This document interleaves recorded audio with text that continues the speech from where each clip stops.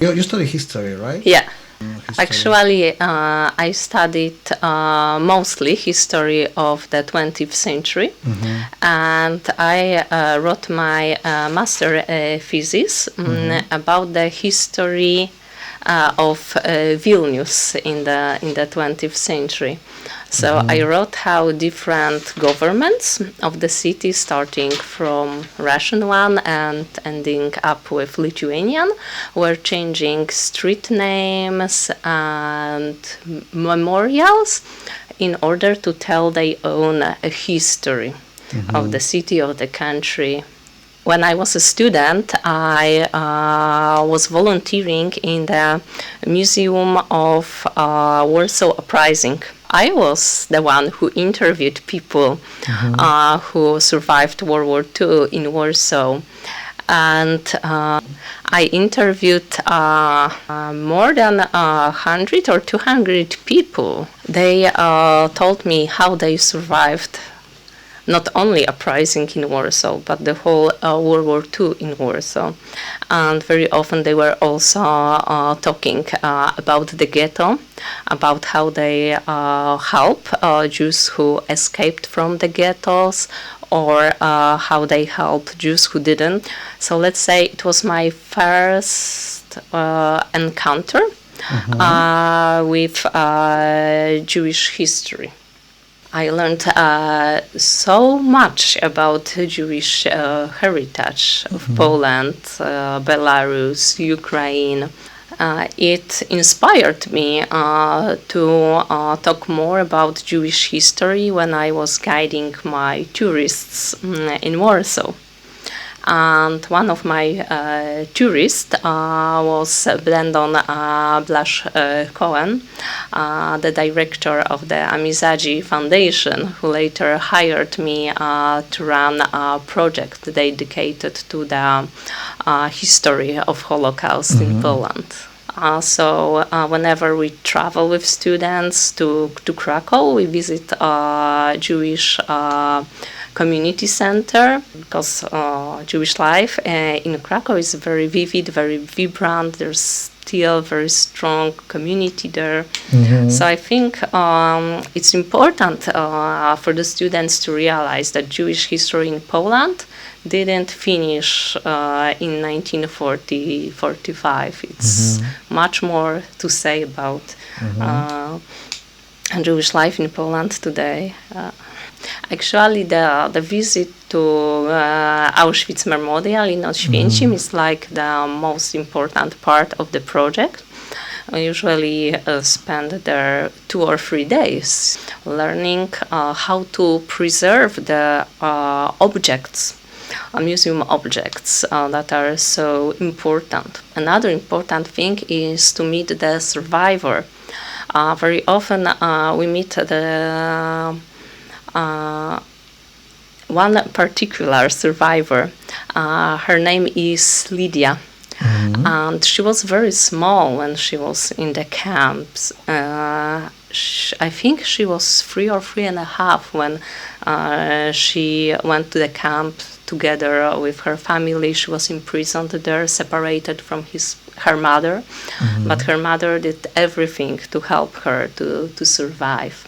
Unfortunately, at the end of the war, they were separated once again because her mother was expulsed from Auschwitz. Her mother participated in this march of the death.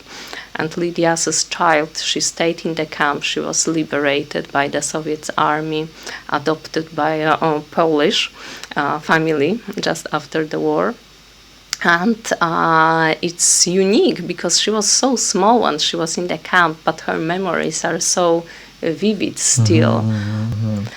So it's really the most important moment of the whole program, when they meet the survivor, when they really experience the history by themselves. So they realize that history, it's not only about books, it's not only about objects, about real people and their experience, their life experience. I wish we could develop more projects about human rights in Poland. And I wish the heritage of solidarity, Solidarność movement, would be preserved, not only in Poland, but in Europe and in the world. In the past, I remember when I was traveling and I told people I'm from Poland, everyone talked about solidarity and Lech Wałęsa, the leader of this movement. Now, when I told people I'm from Poland, they say, "Oh, Lewandowski." So, no, the history of solidarity is now as far as the history of the Middle Ages. So it's important to learn these people were fighting for human rights and also for workers' rights, for equal society. I think we should still fight for equal society. The transition point for Poland was 2004 when Poland joined European Union. Yes.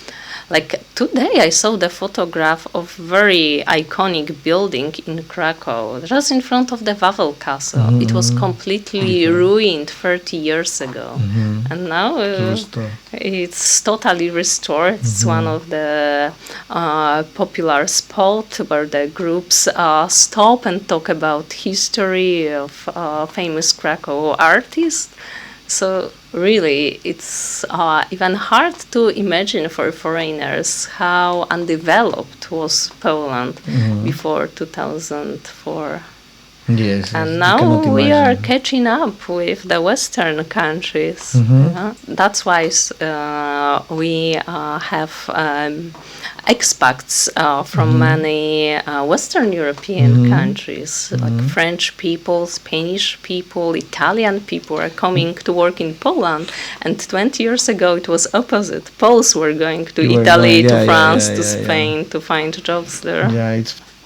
Like for me, it's important that really Poland managed to destroy the communist regime and start to be democratic countries. So it's and everything changed when Poland started to be democratic countries. We joined the European Union. We started to develop. We started to welcome foreigners. We became more open. So this is the thing that we should promote outside.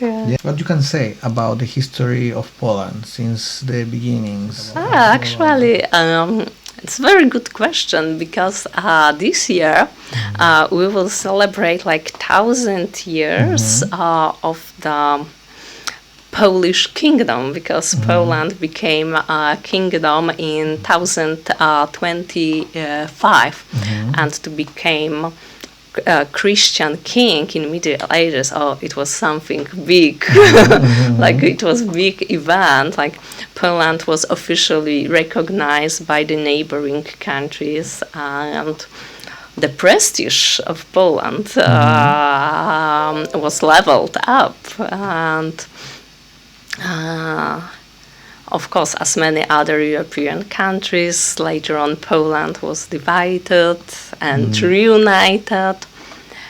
And important is the fact that Poland was the strongest when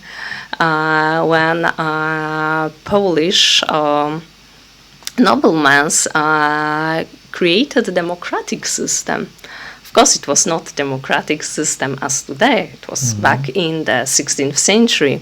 So only noblemen with this knight heritage, Catholic men could be the citizens. But these citizens, they gathered every 2 years in Warsaw. They organized a parliament. They discussed budget and all these things. And the king couldn't decide by himself how he spends the money.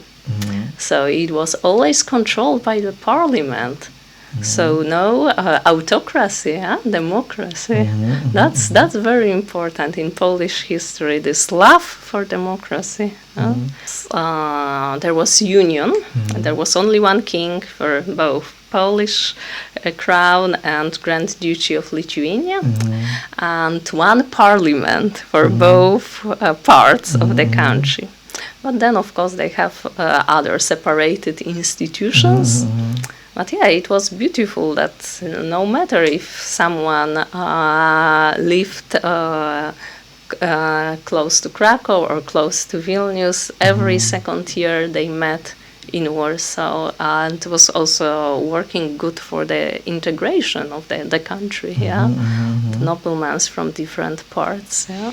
What I like actually about Polish history of early modern era is the fact that it was a multicultural state. So they were Polish-speaking, Ukrainian-speaking people, Belarusian-speaking people, Lithuanian-speaking people.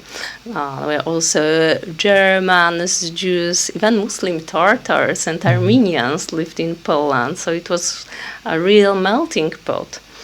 And during communist time, I think 99% of Polish citizens were white, Polish-speaking people of Catholic heritage. So it changed completely. This multicultural heritage was forgotten.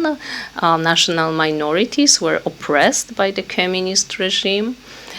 And now we are getting to normal, but I feel like it's normal to live in multicultural society. So I'm happy that Poland welcomes so many expats, because it makes our culture richer, because we are learning so many things from other nations. That's important. And yeah, that's it, I think, for now. I'm happy I could be hosted by you tonight. Thank you very much. You are very nice. Thank you for coming. Yeah. And Muchas gracias.